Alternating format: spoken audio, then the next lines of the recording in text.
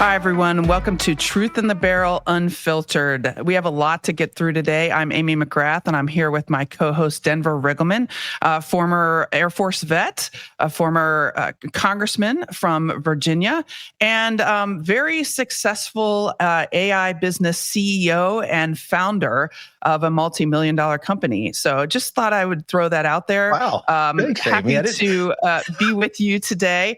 But we do have a ton to get through. And like all of our episodes, we're going to start talking about whiskey and bourbon a little bit. Why? Because it's fun and because we love it.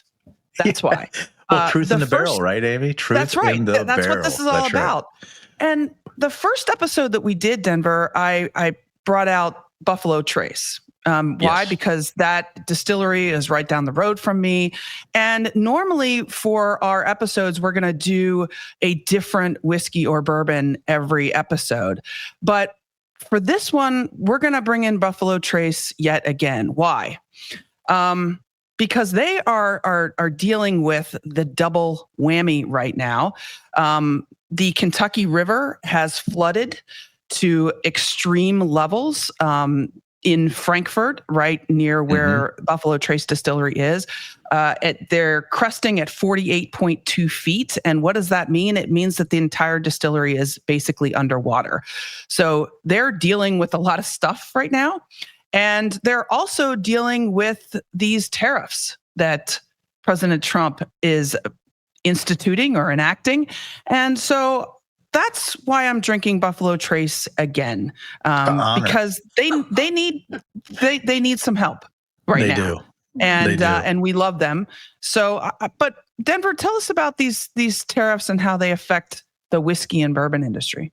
It's a cascading effect of brutal. You know, when you're talking about tariffs, taxes, supply chain issues, because all that actually sort of is bundled up in one bad thing that happened to Buffalo Trace. So let's go through everything they're going through. You know, floodwaters. They're losing whiskey. They have insurance, obviously, millions and millions of dollars of insurance. Let me just give you an idea. For me, on my distillery, my barrel house, we have about probably $5 million in insurance just in our barrel house. Now, not counting our distillery and all that kind of stuff. Their insurance has to be in the hundreds of millions of dollars, right? And if you look at me, my insurance costs are $24,000 per year just on my barrel house. Now, I want you to think about that, people out there. That's just a small craft distillery. So first, Buffalo Trace gets hit with a flood. They've probably lost product. The insurance is going to be, going through the insurance claim stack. But there's another thing that happened too. FEMA, right? As FEMA gets defunded, what happens with any help there? And then there's that other whammy you talked about, Amy, which are tariffs. Tariffs are a tax on everything, right, that you're actually utilizing if it's coming from other countries. So let me just give you an idea of this, Amy, and I think you'll really love this. When we were looking for glass, we first started our distillery, there was only one real glass company called OI. That was an American-owned company. All the other companies, right, were actually sourcing glass from China, Mexico. I think we looked at one, I think, in Portugal. So we're looking everywhere for glass. I think we even looked for glass in France. I mean, this is, even cheaper than OI glass here in America.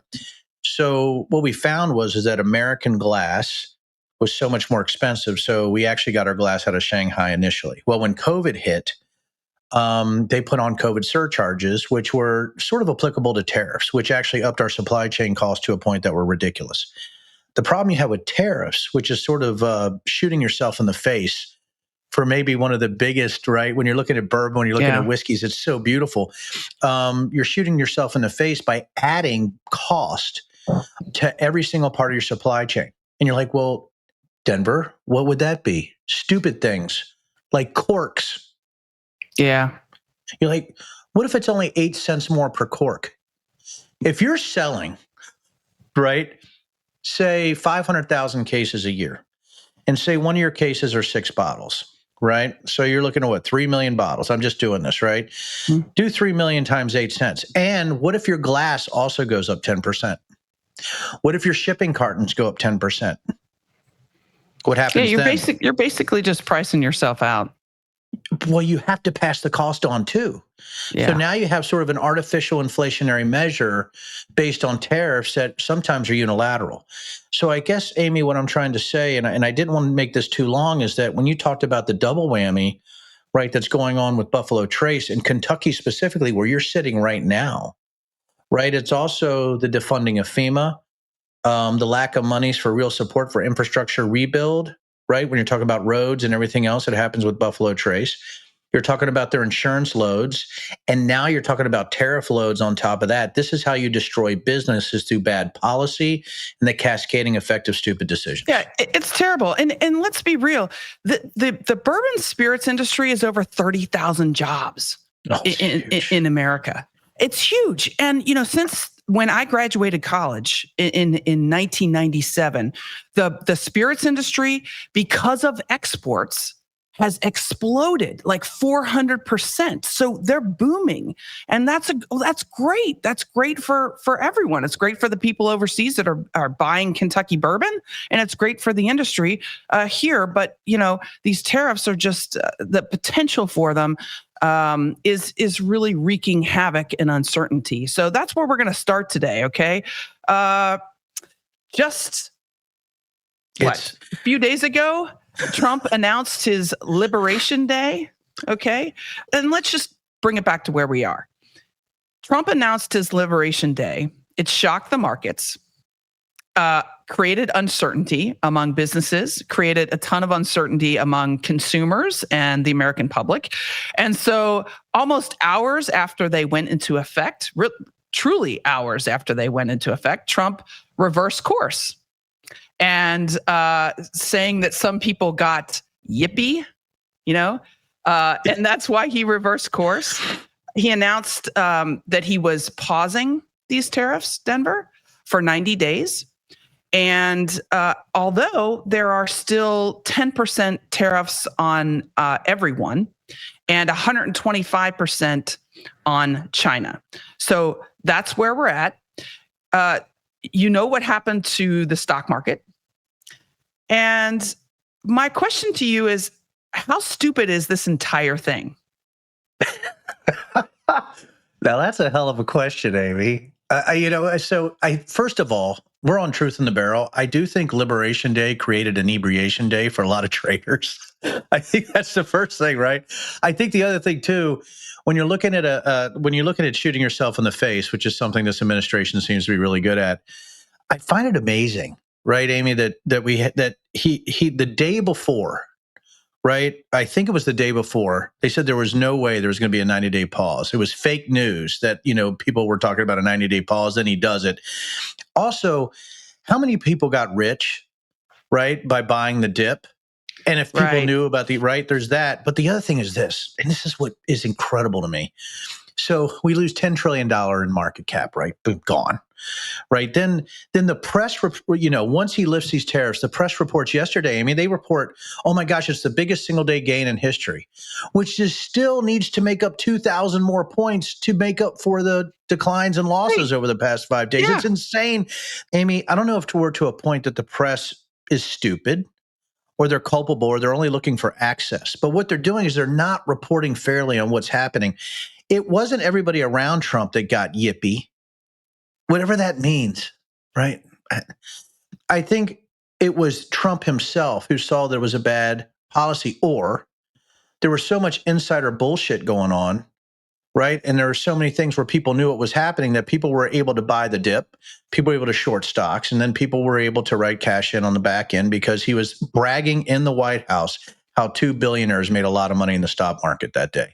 And I got to tell you, I just wish there was another alternative media that told the truth and fact. Oh, wait a minute. It's called Truth in the Barrel. I forgot. It's us, right? We're the ones doing this, Amy, but it's insane what happened.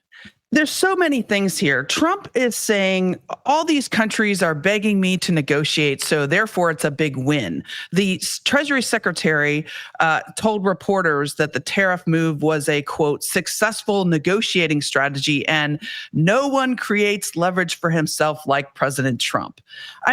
This is like just shit all stupid.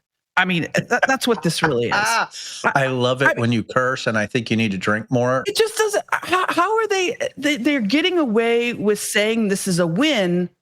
It's almost like setting your house on fire, okay, and then bringing the hose and putting out the fire after it's burned a little bit, damaging your house, then taking a hose and spraying water all over it, okay, and then getting water damage from that, and turning around and telling your neighbors, guess what? I'm a hero. That's what they're doing right now. I don't think a lot of people know this about you, Amy.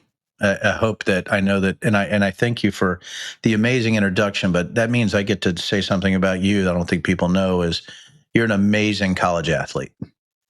Right? You played Division I. No. I don't know if I was amazing, but I did play. Division I athlete, right? Yeah, 4 years. 4 years, and you played what sport? Soccer, of course. Okay, played soccer. So let me ask you a question. If your team was 0-10, based on really bad decisions from the coaches, and you're already out of the play, you're out of any kind of, postseason, any type of tournament play, but you win a game, now you're 1-10.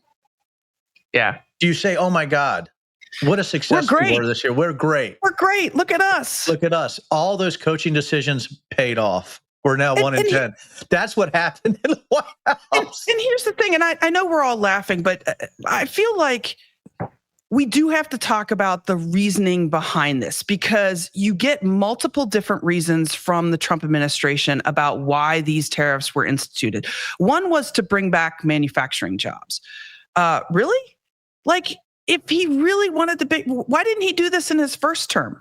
I don't know. The other thing was to punish China, which apparently now is the reason, since we've instituted 125% tariffs on China. Now we're going to punish China for bad trade practices. Look, I'm all for that. China's been doing bad trade practices for decades. But here's the thing. Why didn't he do this in his first term?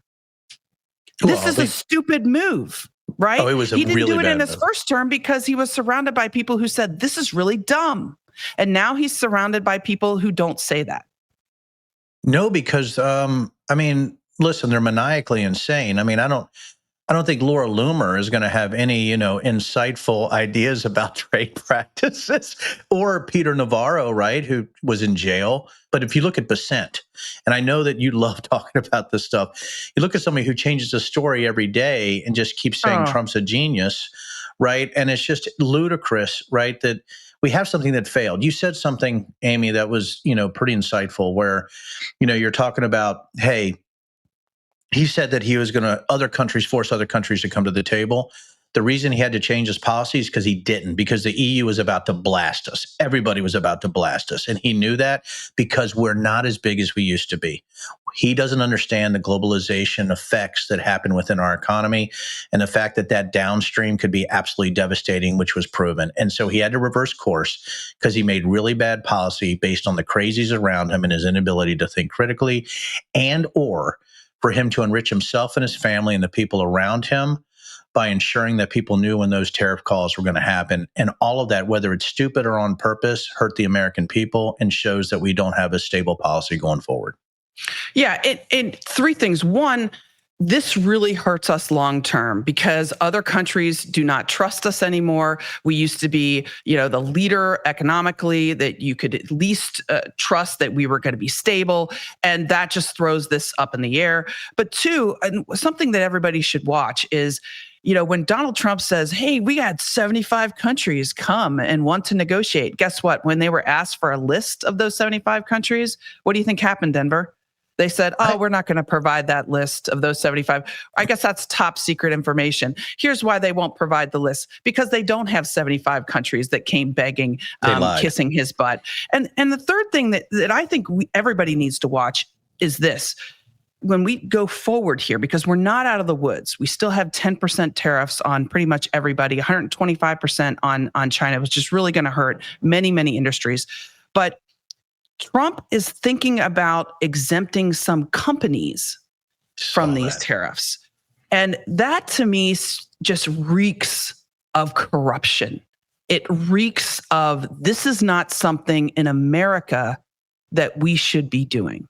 Rewarding companies for being loyal to him. I mean, this is authoritarian type of activities. It's a bit fashy, right? We're starting to hit that little bit of that fascist button.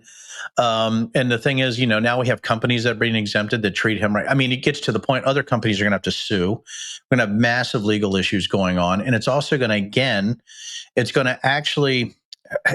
to, I think, diminish America in the eyes of the global world, that we're a country where rule of law actually matters, especially in our economic institutions and policies. And if that happens, I think a lot of people are going to be investing in Australia. I actually got a message this morning, Amy.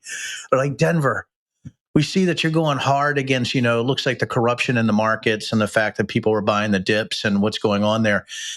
Invest in Australia. We still have the rule of law. I think before you know it, Djibouti is going to have more rule of law in their markets than we are, right? And I think that's really where we're going right now, is we're just looking at this bizarre winners and losers authoritarian way of doing business. And I think people need to react to that, and we need to fight back. Yeah. And the final thing I'll say on this before we move on is, and you hear this from a lot of people. Well, at least Trump's trying. He's trying to fix the problems. Folks, no, he's not. I mean, even if you think he's trying, this approach is absolutely stupid. And under the last administration, the Biden administration, Biden didn't fix all the problems, but we had some acts that worked. The Chips and Science Act, the Infrastructure Act. These acts were actually moving us in the right direction in a targeted, strategic way, not this like stupidity that is going on right now. I mean, would you agree with that, or do you think that the Biden plan was terrible? No, I mean, I thought the Biden plan was doing what he could do coming out of COVID. It was very difficult, right, to find the stimulus, right, based on the COVID policies, really to start with Trump. Yeah. So Biden was doing, is it perfect? Absolutely not. There's nothing perfect in an administration, but there's still the rule of law. And here's what I would suggest to people, Amy, that are listening. You might have really hated some of the things that Biden did or the administration did, or you thought that the CHIPS Act was too far, the Infrastructure Act was inflationary. There are things that you can say in stats, statistics, and numbers that might look that way. Okay. Yeah, we can have policy differences. But if you're looking at an administration that's enriching themselves, destroying the rule of law, making autocratic decisions, ruling by fiat, and going after enemies, I think we're looking at something that is so dire that even if you didn't appreciate some of Biden's policies, at least you could appreciate we were still America. And I think when we see the difference in wealth when Trump goes into the presidency and when he leaves, or whenever that happens, I think you're going to see a massive increase in his wealth based on the fact that he's mining the American people, right? At this point, he's mining the wealth of the United States to line his own pockets. And I think we need to consider that.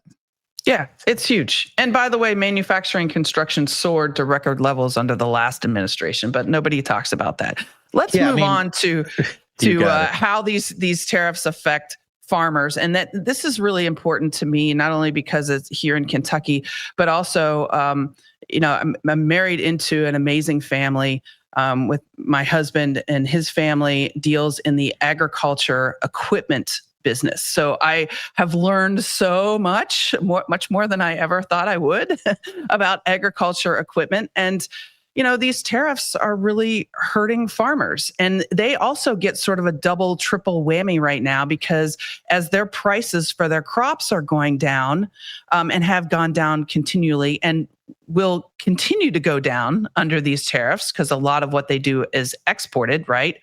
But also their equipment prices, their prices for seed, their prices for fertilizer have all gone up. And so they are really getting hurt right now, or have the potential to get hurt tremendously from these tariffs. And, during the last administration, Trump bailed them out with a $28 billion bailout.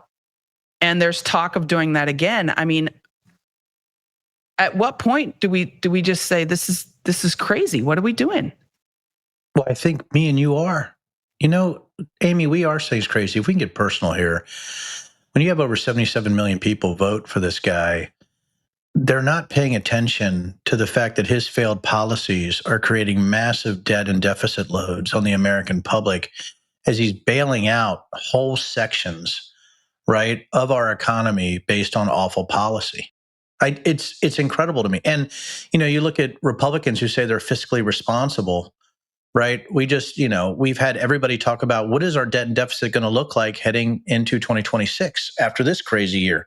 We're going through the approach now, and I know that because Amy, I get phone calls and I have a company and I'm looking at the approach lines and where that money's going for AI and where that's money going for all the DoD and government stuff and what's happening in the insurance markets and all the things that I got to pay attention to, correct? And I think that when you're looking at farmers and the cascading effect of what's happening to them, they're getting hit insies and outies.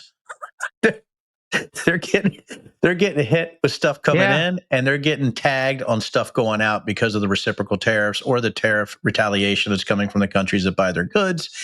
And right, you have a cascading effect where when your equipment goes up, and Amy, you know this, right? I am such a small time player when it comes to equipment, but one tractor of mine, okay, Amy, one tractor that I bought, right, an Avant 755, right, the tractor with all the implements we had to have, right, from barrel tippers, right, to forks as a forklift, right, to grapples, all the stuff that we had to have was over $100,000 for that one tractor. Yeah, $100,000. Now think about a farmer that's buying $1 million. A lot of that equipment is much more expensive than that. Oh, as you know. It's hugely more expensive, in the millions, right? And we're like, oh crap, we got to pay a payment on that and our forklifts and our proofers. When you're looking at them, their payment systems, then if you get hit hard, right? Now you're paying more for equipment. Your monthly outlays go up. You're getting hit on your exports and your imports based on retaliatory tariffs. What do? Right? You have to start scaling back labor, scaling back production, or you're dumping crops into the system, losing money. It was funny. You sent me an article, Amy, and it was brilliant. At the end, the farmer's like, well, maybe we'll have lower taxes because we're not making any money. The only upside it's a joke, but here's the thing: the bail, even if the Trump administration bails out farmers again, and I actually think, I don't know, I have mixed feeling about bailouts to begin with, but even if they do that again, farmers lose the market share when these things happen. So during the last tariff war, during the first administration, we lost a lot of the soybean share. A lot of the countries that bought soybeans from us went to Brazil, went to other countries. And guess what? We're not getting that market back. So we have corn, for example. A lot of our corn is shipped to Mexico. You go to Mexico, you get a lot of corn products, right? Corn tortillas, all that stuff. And what's going to happen when we slap a bunch of tariffs on there? Mexico's going to turn to Brazil, to Argentina to get their corn. And they're not, even if this war goes away, and Trump goes away in 3.5 years or whatever, they won't necessarily get that market share back. That's a real problem. It is. And if you up the prices on my elote, we're fighting. I love a piece of corn cheese on it. I know. Don't take away my elote. And God just damn. on the ag equipment piece, here's the thing that a lot of people don't know. You can say, well, we should make our own agriculture equipment. Don't we have John Deere here? Look, folks, John Deere, like every other, Ford, guess what? There's nothing that is made 100% here in the United States. There's parts that come from all around the world. And a lot of people get their agriculture equipment from Europe, from Canada, and all of that stuff. Yeah. We've had free trade for decades. And again, it comes back to why are we even doing this? This is so dumb.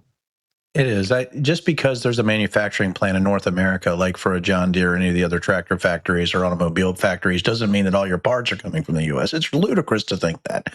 And, you think about a Ford product, right? There's certain vehicles, 30 to 40% of the actual products might come from Mexico and other countries that are in that vehicle. So again, it goes back.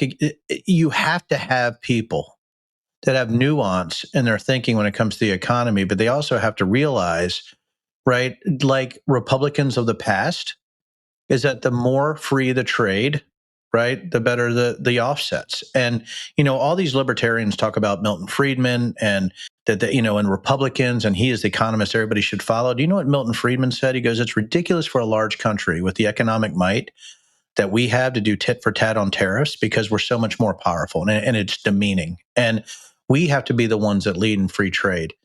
Obviously, there's countries that do bad things. We can target those tariffs and go after them specifically for unfair practices in the global space. That's fine. It's cool.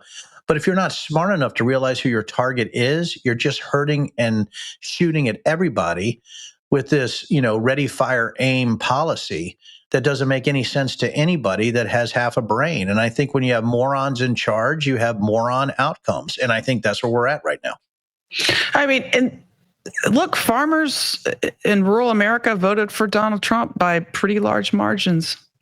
Yes. So, I mean, I guess my question is, did they think this wasn't going to happen? Because, Trump talked about it for a long time.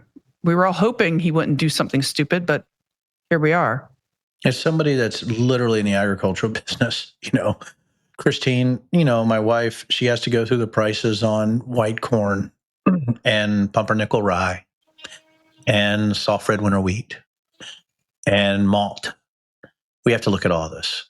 And the fact is that looking at what farmers have to go through, looking at me at this micro level of what we had to do with supply chain disruptions and tariffs and COVID surcharges and everything that matters right now, farmers need to rise up and step up and look at what's actually happening.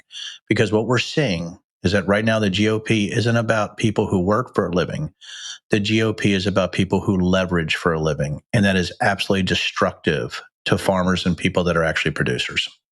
Yeah. Well, that's what you get with autocratic decision making.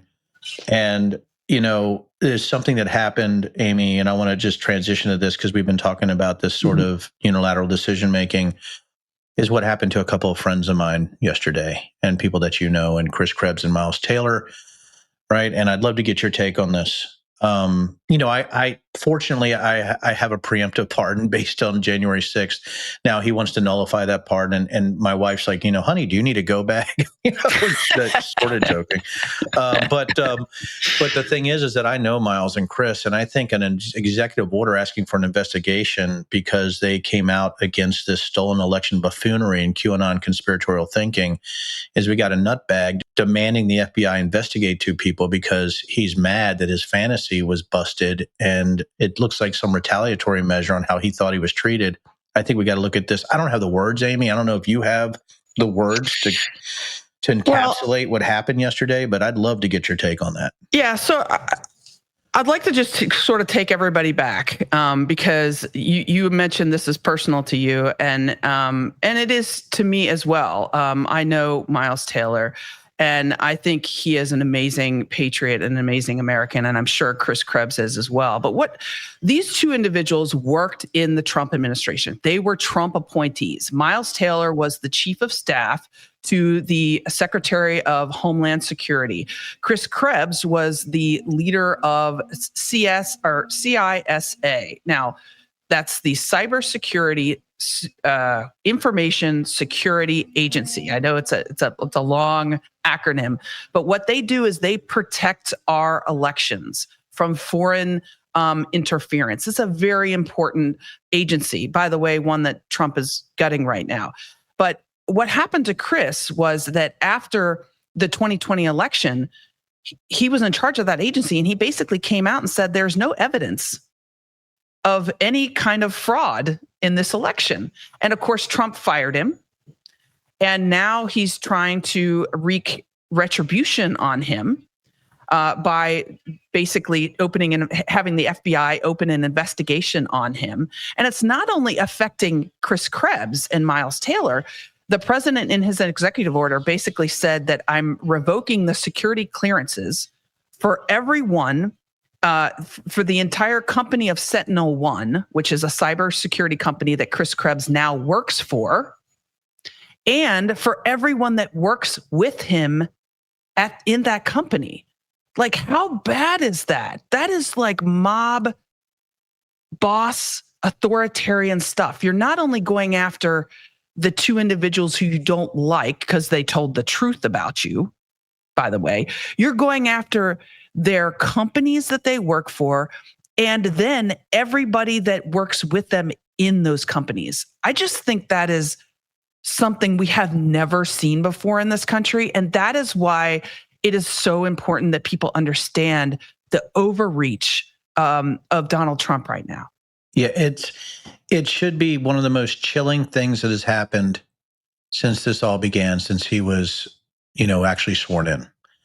So let's talk why he's really mad at Chris Krebs. So in the cybersecurity infrastructure, what is it? The Cybersecurity and Infrastructure Security Agency in CISA, Chris Krebs set up an area or a way to debunk conspiracy theories that were coming out about the stolen election, right? So when you're debunking that, who are you debunking? Well, you're debunking Rudy Giuliani. You're debunking Peter Navarro.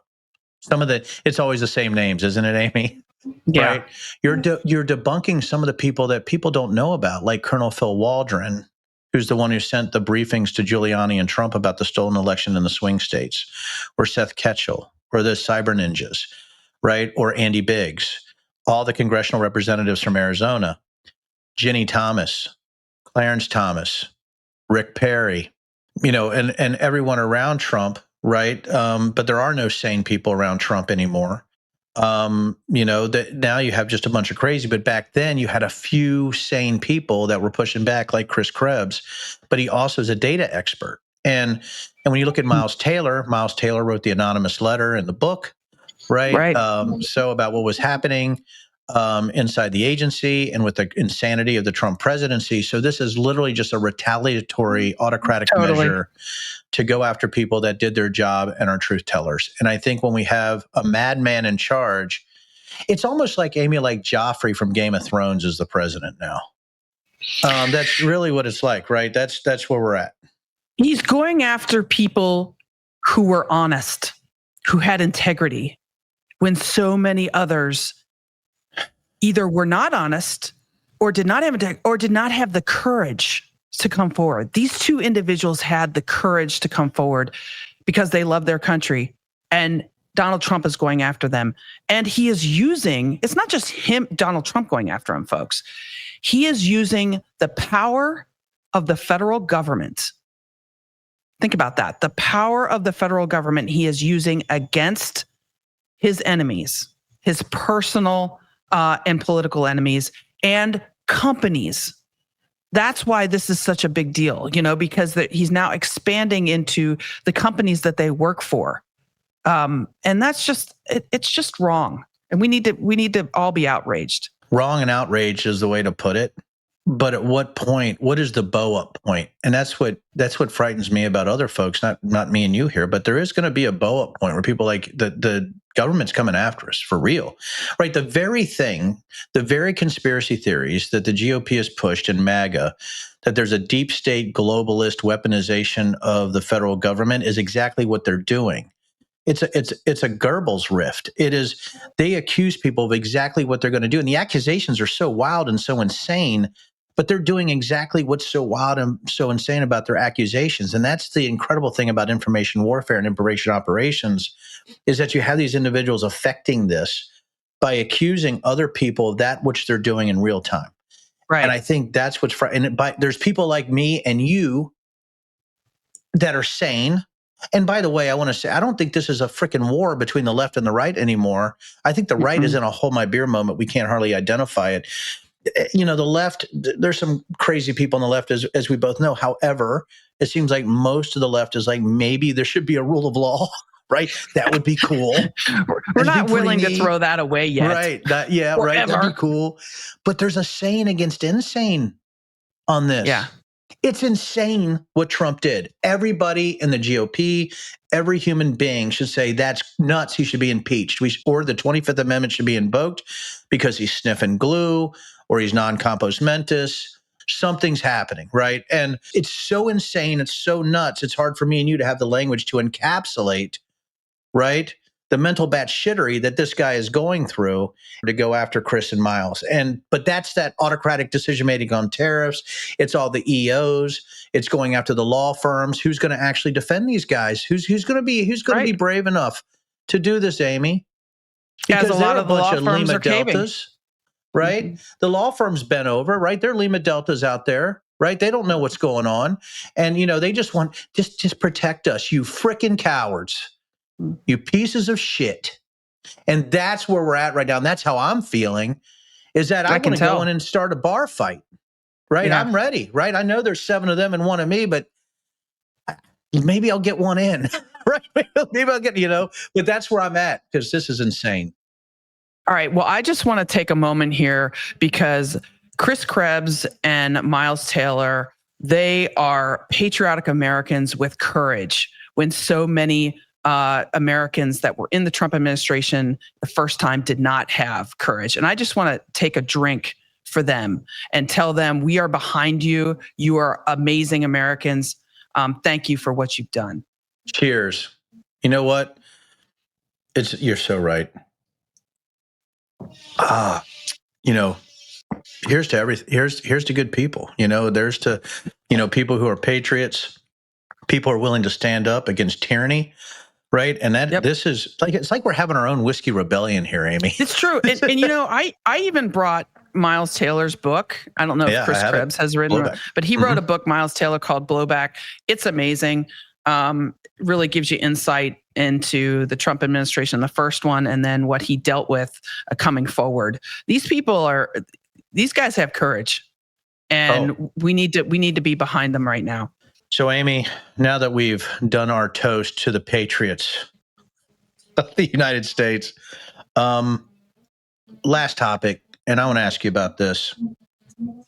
We had a general come out talking about his disagreement with the Trump team that the United States should be pulling troops out of Europe right now. We're talking Germany. We're talking some of our allies that we've had for decades. And I know this is near and dear to our heart because of what we've done in our past, right? Just, people, again, I will keep reminding people, Amy McGrath has 89 combat missions. So, and I did a little bit too in the military. So, Amy, your thoughts, ma'am, on ma'am, on the insanity of the decision making of us pulling troops out of Europe at this time and what's going on. Well, a retreat from Europe is exactly what Vladimir Putin wants.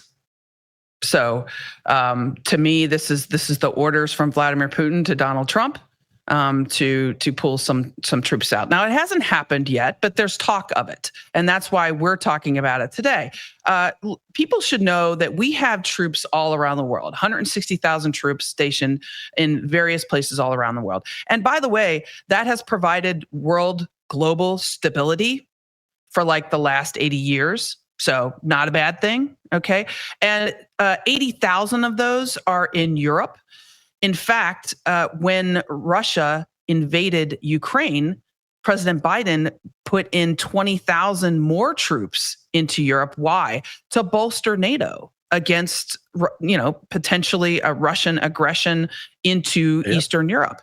And so what Trump is now thinking about doing, and his team wants to do, is pulling, 10,000, 20,000, who knows, those troops back out. And that would be a win. It would be a big fat win for Vladimir Putin because he would be given time in his pause in Ukraine to possibly ramp back up, to modernize his forces, and, would just weaken our position in Europe. I don't understand it. And that's why the NATO commander, the European, we have many commands around the world.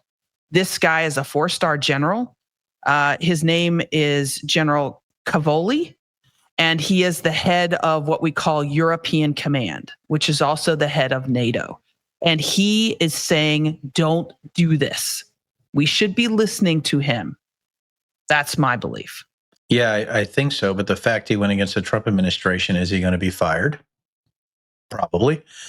Number two, there was that other thing, right, Amy, is that not only removing troops from Europe, maybe transitioning some of them to a failed state with an autocratic and dictatorial nature that's in complete free fall based on some of the policies that Trump embraces, and that's Hungary and Viktor Orban, right? So, that's another win for Russia. Right. Yeah. Because Orban was even one of those guys, I think, like Turkey, he wouldn't mind of buying some S-400s, some Russian surface to air missile systems. And so I think what we have right now is if we're not purposefully pro-Putin, we certainly are accidentally pro-Putin. So either through stupidity or through malice. And sometimes, stupidity and malice are the same things, because I've always said stupidity is terminal.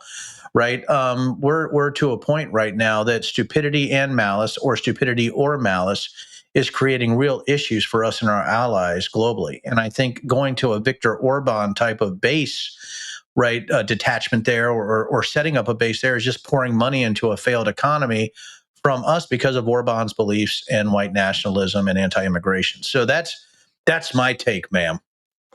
Well, we'll see what happens. But a retreat from Europe, in my mind, and in the minds of many who study this stuff in national security, would be tremendously bad for our country, bad for the world, and a victory for Vladimir Putin. But, maybe he wants Denver, maybe he wants to bring the troops home so he can do his military parade down the streets of Washington, D.C. Oh my God, that's a whole nother thing. I'm so glad you pushed that in there. I wasn't even thinking about that right now, is that we got this goofball wanting to spend tens of millions of dollars to do a parade in his honor. And I promise you, I wouldn't be going to that parade. I think it's just ludicrous. And I think it should signal to the world and to people that are sane that we have somebody who is non-compos mentis, and completely narcissistic and sociopathic in charge. And I'm just suggesting that. I don't know if psychiatrists have come up with a complete, it's a lot of big words. But but it really comes down to he's a nutball. And I think military people like us who served in good faith the United States of America look at this for what it truly is. And I just hope that the sane rise up, and I think we can help here. Amen. Amen. So here we go. Another incredible show, Amy. I got to tell you, I love doing Truth in the Barrel with you, and everybody needs to join us. And if you're not subscribing on YouTube, or you're not downloading your pod of choice, you're missing the most dynamic and brilliant discussions ever made in podcast history on Truth in the Barrel, and combining that with bourbon. I don't know if you can beat this. I don't know if it's ever been done in media history. Media history, when you combine bourbon and truth, you get Truth in the Barrel. Come see us next week. You better, damn it. See you later. And love seeing you, Amy.